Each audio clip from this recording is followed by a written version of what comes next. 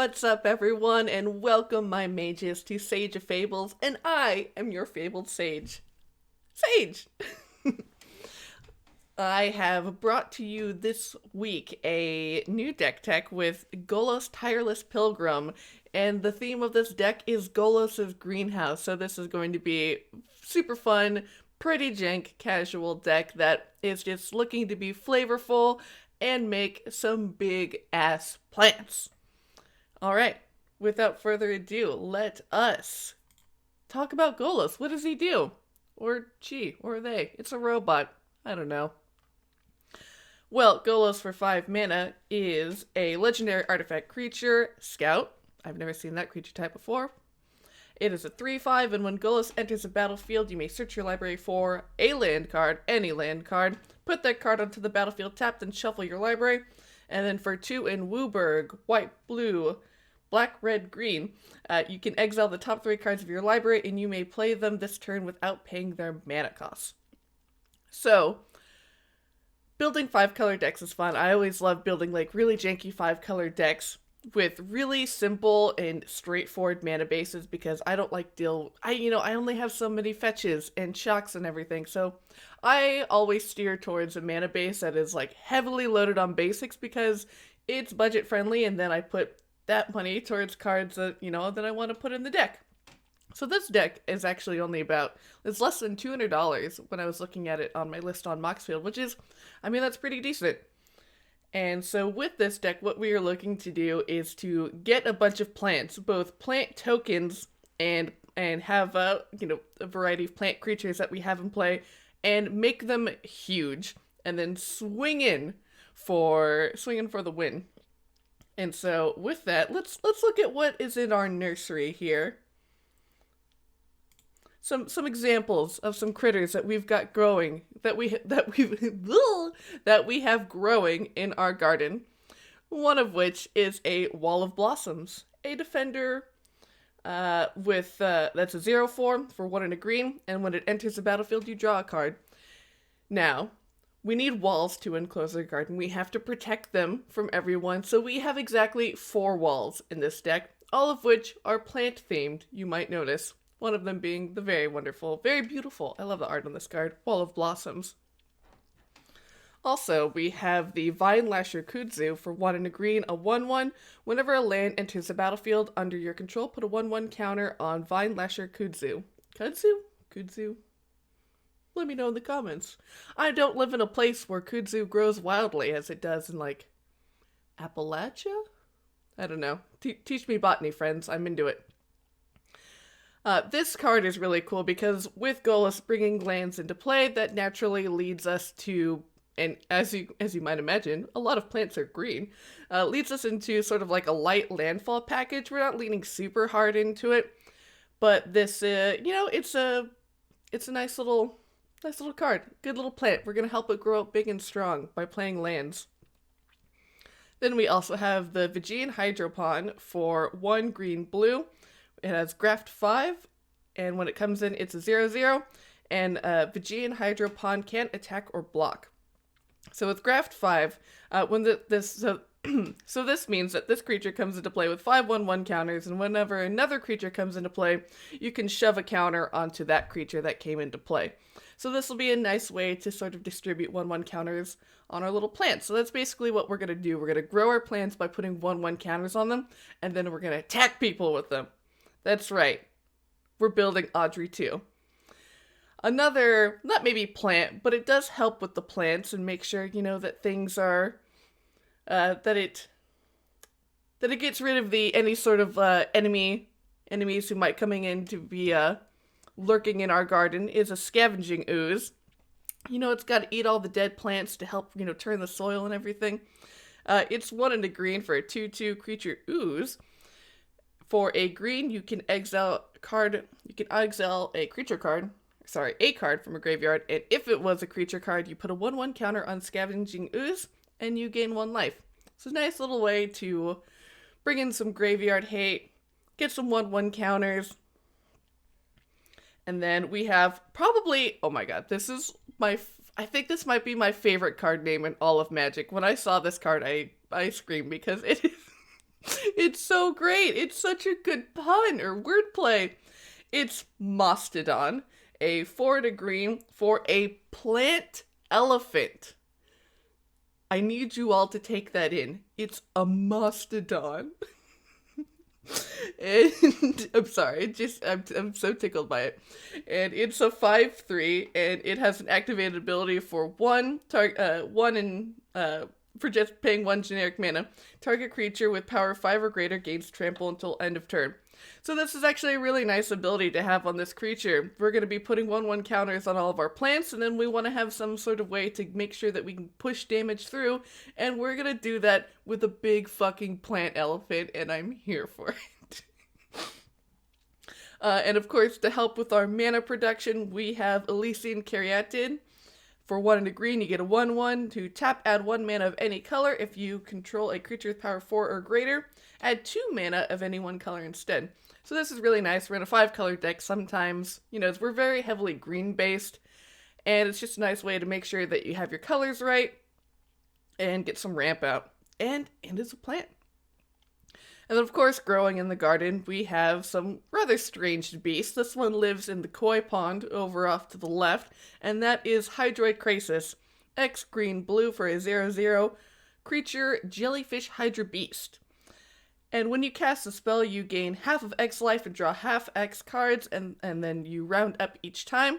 And it's a flampler, so it's got flying and trample, and it enters the battlefield with X 1/1 counters on it. So, you know, we're playing Plant Tribal. We need a good creature. It's a good creature. It's a good mana outlet. And that cast triggers bananas. And, you know, it can hang with the plants. I like it. And then another super cool plant that we are playing is X green green for a Genesis Hydra, a 0/0.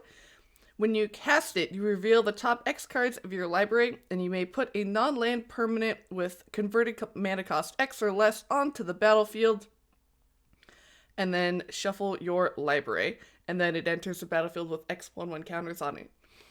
I lost my mind when I saw this as a plant. I was like, this is so good! So these are not obviously not the full list of all the plants and creatures that we are playing in this deck, but a nice little sampler of what we've got going on here to give you kind of a feel of what we're trying to do.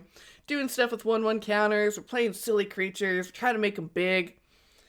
And of course with all of these things that we have growing in the nursery, we need people to tend to them.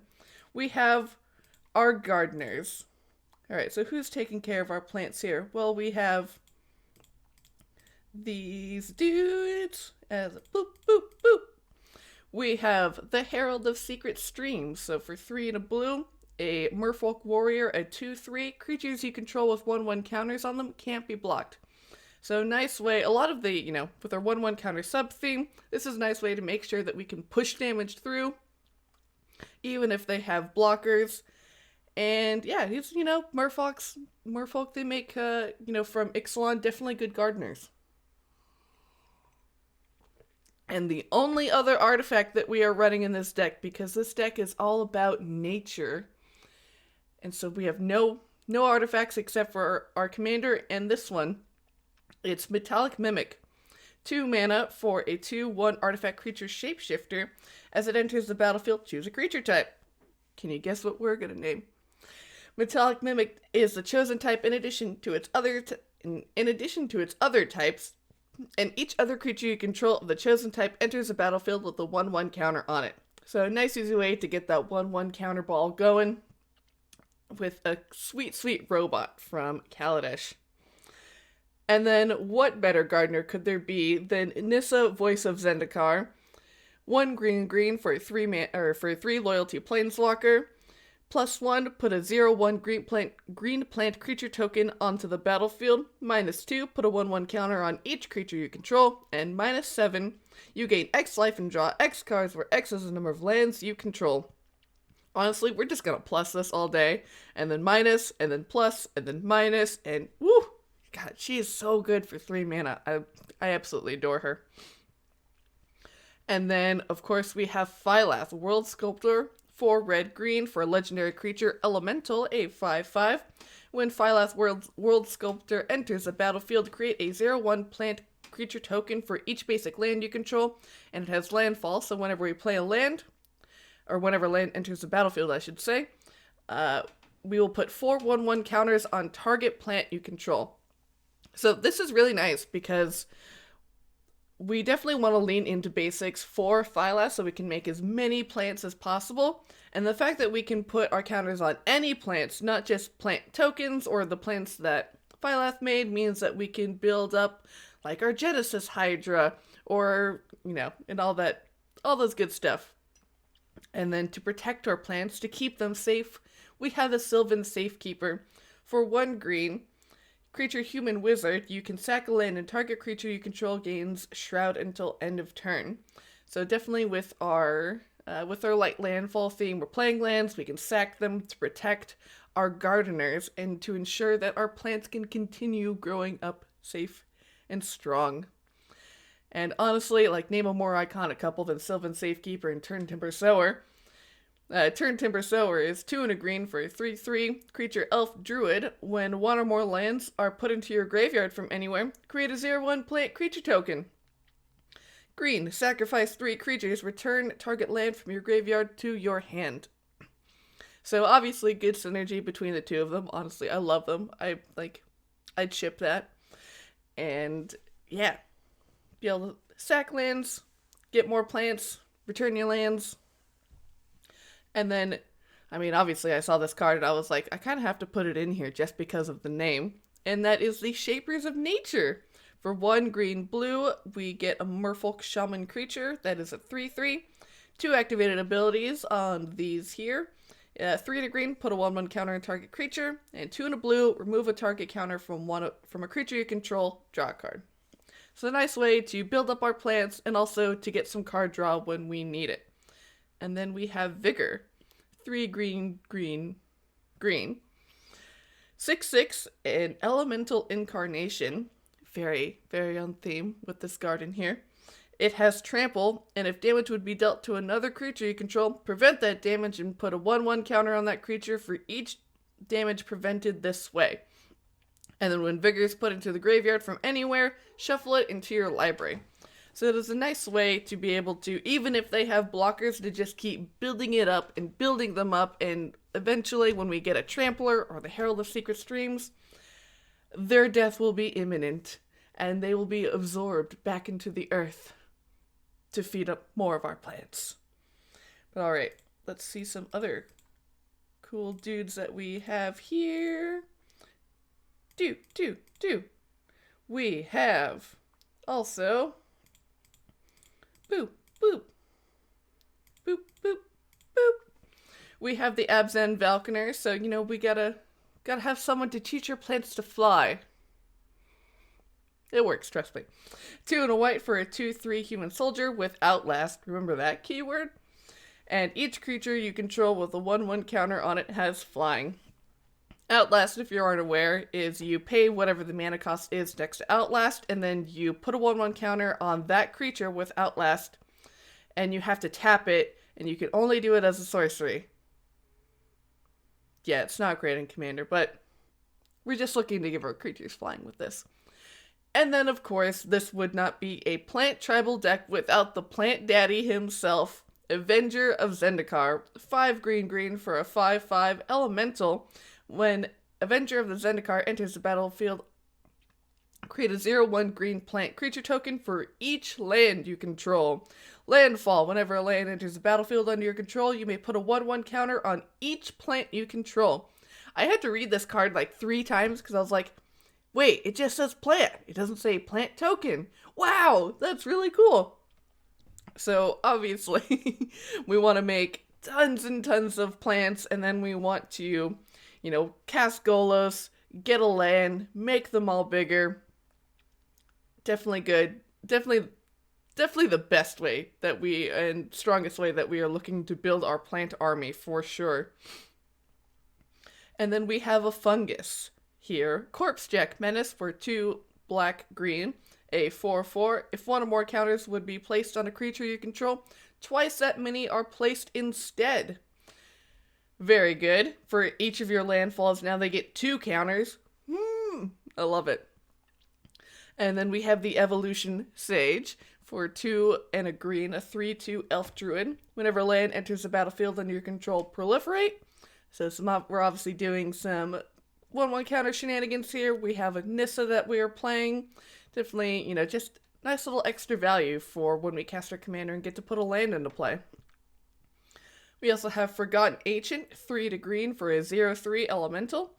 Whenever a player casts a spell, you may put a 1/1 counter on Forgotten Ancient, and at the beginning of your upkeep, you may move any number of 1/1 counters from Forgotten Ancient onto other creatures.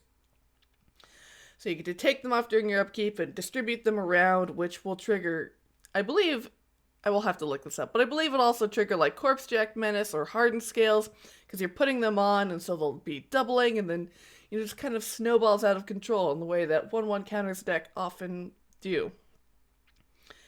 And, of course, we need a Fungus Shaman to guide and protect all of our little plants here. We have Gave Guru of Spores, known to go infinite with the lamp on the table.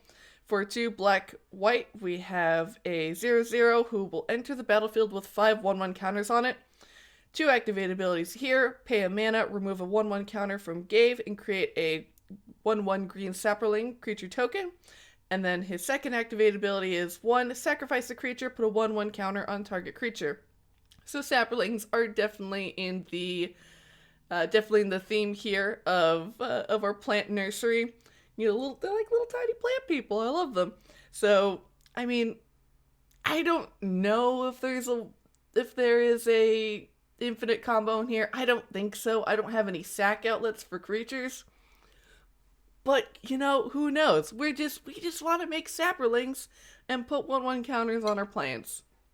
I've got simple pleasures in life. And then, this new card that I love, from, what was this? Commander 2019? Griswold the Dreadsower, 1 green black. A legendary creature, Troll Shaman, a 3/3 with trample. At the beginning of your end step, each player creates a 1/1 green plant creature token, and whenever a creature token dies, put a 1/1 counter on Griswold the Dreadsower. So it's nice. We just get a plant at the end of our turn for fun. And when their plants die because they have to block our much bigger plants, then he gets to get bigger too, which is sweet. And then we have Grumgully the Generous, 1 red-green, a 3/3 Goblin Shaman, who is a legendary creature. Each other non-human creature you control enters the battlefield with an additional 1/1 counter on it. So that's a nice way to get the 1/1 counter ball going. He's holding some fungus. It's really sweet. He definitely a good gardener. I would trust him to do my landscaping. All right, so with that, we've got our gardeners, we've got our nursery, we have all these things that we need to make sure that our plants grow big and strong. So naturally, we need good soil, and our soil package here is like sort of our ramp package. So we have Cultivate. Search your library for up to 2 basic land cards, reveal those cards, put 1 onto the battlefield tapped, and put the other into your hand, then shuffle your library. We're playing both Cultivate and Kodama's Reach. Relatively inexpensive green ramp cards, very much staples, and so playing both of them to make sure we get some landfall triggers, to make sure that we're fixing our colors. Definitely obvious includes. And then we are playing Fertilid for 2 and a green. Fertilid is a 0/0 that enters the battlefield with 2 1/1 counters on it, and we can pay 1 and a green and remove a counter from Fertilid, and target player searches their library for a land card, puts it onto the battlefield tapped, and then shuffles their library. So it's definitely a nice, repeatable way to ensure that we get landfall triggers, and make sure that we get our, the colors of mana that we need. And yeah, Fertilid's a great card. I'm a staple in any 1/1 counter deck for sure. And then we have Vastwood Surge. 3 and a green for a sorcery with kicker 4.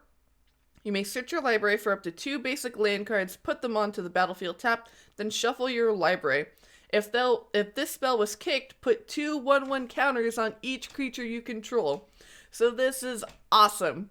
You get your Avenger of Zendikar out, you've got all these plants, and then you play Vastwood Surge kicked for 8 mana, and you get 2 lands, so you get 2 landfall triggers for Avenger of Zendikar, and then you put an additional 2 1/1 counters on all of those plants. Immediately, right off the bat, they are 4/5s. Whoo! I like it. I like it a lot. And so with and now that we have, we got a good soil blend, lots of minerals, we need sunlight. And sunlight for this deck is drawing cards. I don't know. I thought of the analogy and I'm not sure how I got there, but let's go with it. Because drawing cards is the light of my life. Let's go with that. So we have Collective Unconscious for 4 green, a sorcery, draw a card for each creature you control. There are definitely times where this card feels really bad for like 6 mana to draw 3 cards. It's definitely one of those things where it's got a low floor, high ceiling. Where is the average going to be? I would expect 4 or 5 cards for 6 mana is a pretty decent rate. We also have Inspiring Call, 2 and a green for an instant. Draw a card for each creature you control with a 1/1 counter on it. Those creatures gain indestructible until end of turn. So definitely a nice way when you're about to swing in. You can cast this, draw a bunch of cards to ensure that you have maybe some more. You draw into your answers to maybe remove some blockers. Maybe you can slap down one of our creatures to give our plants evasion, and to ensure that we can swing in without abandon with our big old plant boys. Another card that I found that I think is really neat is Mael's Aria. Red, green, white for an enchantment. At the beginning of your upkeep, put a 1/1 counter on each creature you control if you control a creature with power 5 or greater. So with a lot of our gardeners that we have, a lot of their power is 5 or more. Or with a few 1/1 counters on them, we can easily meet that threshold. Then you gain 10 life if you control a creature with power 10 or greater. Then you win the game if you control a creature with power 20 or greater.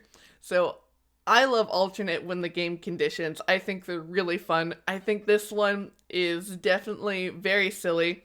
Everyone's gonna see it happening on the board, but oh man, if you have Mael's Aria out and you have like a huge board, just one giant creature, and then you can play Inspiring Call during your upkeep to give it indestructible in case someone goes to like remove your creature with 20 power.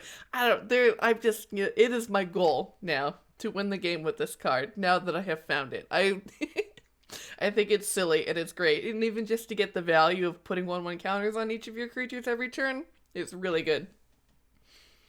And then we have Return of the Wild Speaker for 4 and a green. An instant, choose 1. Draw cards equal to the greatest power among non-human creatures you control, or non-human creatures you control get +3/+3 until end of turn. So really nice, really versatile card. You get an overwhelming stampede without the trample, or you just get to draw cards, which is, either way, pretty good. And Solidarity of Heroes for 1 and a green, it's an instant, and it has Strive. So you can pay the Strive cost to target additional creatures, and choose any number of creatures, double the number of 1/1 counters on each of them. So you can pay for 1 and a green for one creature, and pay an additional 1 and a green for another creature. And so with, big green mana decks, this is a nice way to just dump tons of power at instant speed onto the board to really just mess up math with blockers and everything, and just get one of those like out of nowhere kills with this card, which I think is very cool. Alright, so we've got our nursery, our gardeners, we've got soil, we've got sunlight. We also need to make sure that our plants are protected from other invasive things that might come and hurt them. We need some weed killer. And we are running Assassin's Trophy for black and a green. An instant, destroy target permanent and opponent controls. Its controller may search their library for a basic land card, put it onto the battlefield, then shuffle their library. So really, being able to hit a permanent is definitely preferential. With 5-color mana bases and picking removal, I find is always the hardest part. So I always try to go for things that they're either extremely cheap, their mana cost is very low for what they do. They have a low color requirement, or yeah. And so with this one being able to hit a permanent, most of our deck is black and green, so I feel pretty confident. Or I did, yeah. Most of our deck is black and green, so I feel it's more than likely that we'll have those colors on board.